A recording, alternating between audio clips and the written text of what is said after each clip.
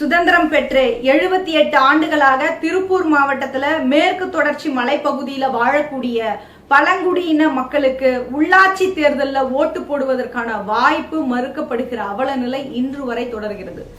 இந்த செய்தியை கேட்ட உடனே நமக்கு அதிர்ச்சியாக இருக்குது. என்ன நடந்ததுன்னு முழுமையா பார்ப்போம் வாங்க.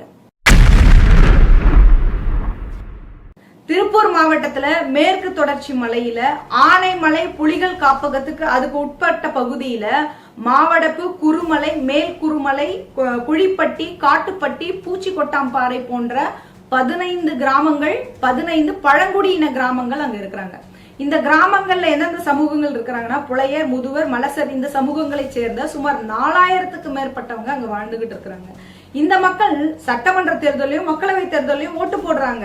ஆனா 10 பழங்குடியின கிராமங்களை சேர்ந்த சுமார் 3000க்கு மேற்பட்டவங்க கடந்த 78 வருஷமா உள்ளாட்சி தேர்தலில் வாக்களிக்க முடியாம அவங்களுக்கான வாய்ப்பும் ஜனநாயக கடமையும் மறுக்கப்பட்டிருக்கு.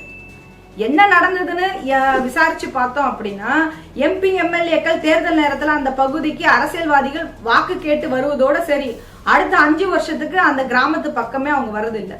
அந்த மக்களுக்கு அரிசி கொடுக்கறதோட தன்னுடைய கடமை முடிஞ்சுதா வருவாய்த்துறை அதிகாரிகளும் நினைச்சுக்கிட்டு இருக்கிறாங்க. வனத்துறையினர் அவங்க கிட்ட இருக்கக்கூடிய நிதியை வச்சு சோலார் விளக்கு போன்ற சின்ன சின்ன அடிப்படை வசதிகளை செய்து கொடுத்திருக்கிறாங்க. இந்த பகுதியில மருத்துவமனை வசதி இல்லாததுனால வளவிலங்கு தாக்கினாலோ, உடல்நிலை சரியில்லைனாலோ, பிரசவத்துக்கோ இல்ல அவசரத்துக்கோ எதுக்கா இருந்தாலும் சரி சுமார் ஒரு 60 கிலோமீட்டர் டிராவல் பண்ணி தான் கோட்டூர் அப்படி இல்லைன்னா எரிசனம்பட்டியில இருக்கக்கூடிய கவர்மெண்ட் ஹாஸ்பிட்டலுக்கு போக வேண்டிய சூழல் அந்த மக்களுக்கு இருக்கு. சரிப்பா, 60 கிலோமீட்டர் டிராவல் பண்ணி போலான்னு நினைச்சா கூட அந்த மக்கள் அங்க 60 கிலோமீட்டருக்கு சரியான ரோடு வசதி கிடையாது. காட்டுப்பட்டியில இருந்து 7 கிலோமீட்டர்ல அப்பர் ஆழியாறு அணைக்கு போகவே சுமார் 2 மணி நேரமா காட்டுப்பாதையில ஜீப்ல தான் போக வேண்டிய சூழல் இருக்கு.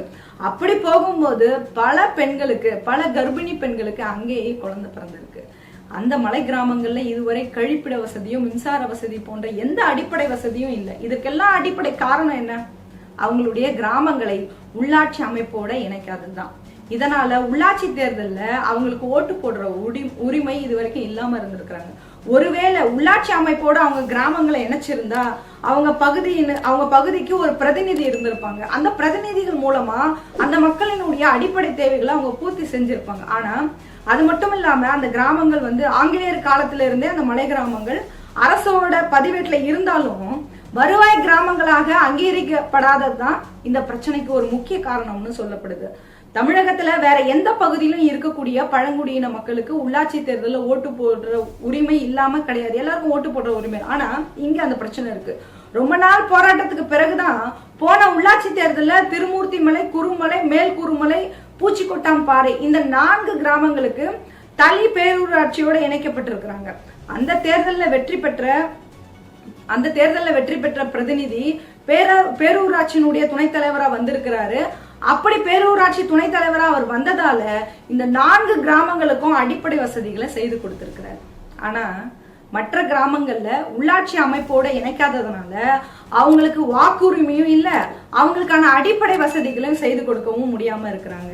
இந்த பிரச்சனைக்கு சீக்கிரத்திலே தீர்வு காணப்படும் அப்படின்னு திருப்பூர் மாவட்ட ஆட்சியர் உறுதி கொடுத்திருக்கிறாரு. ஆனா அவர் உறுதி கொடுத்துட்டு போய் இவ்வளவு நாளும் இந்த பிரச்சனைக்கு தீர்வு காணப்படாம இருக்கு. என்னை பொறுத்த வரைக்கும் இந்த மக்களை வாக்காளர்களாக சேர்க்காததற்கு அரசு அதிகாரிகள் மட்டும் காரணம் கிடையாது. இதற்கு பின்னால சாதி அரசியலும் ஒளிஞ்சிருக்கு. அந்த கிராமத்தை உள்ளாட்சி அமைப்போடு இணைச்சா பழங்குடி சமூகத்தை சார்ந்தவங்க பெரும்பான்மையான வாக்காளர்களாக மாறிடுவாங்க. அதனால ஊராட்சி தலைவரா அல்லது ஊராட்சியினுடைய துணைத் தலைவர் பதவிக்கு இவங்களுக்கு கொடுக்க வேண்டிய நிலை வரும். அதனால காலங்காலமா இந்த பதவிகளை அனுபவிச்சுக்கிட்டு இருக்கின்ற ஆதிக்க சாதிகள் நமக்கு சமமா ஒரு பழங்குடி உட்கார்வதா அப்படிங்கிற சாதிய மனப்பான்மை ஆதிக்க சாதியினரிடம் இன்னைக்கும் இருக்குன்னு நான் நினைக்கிறேன்.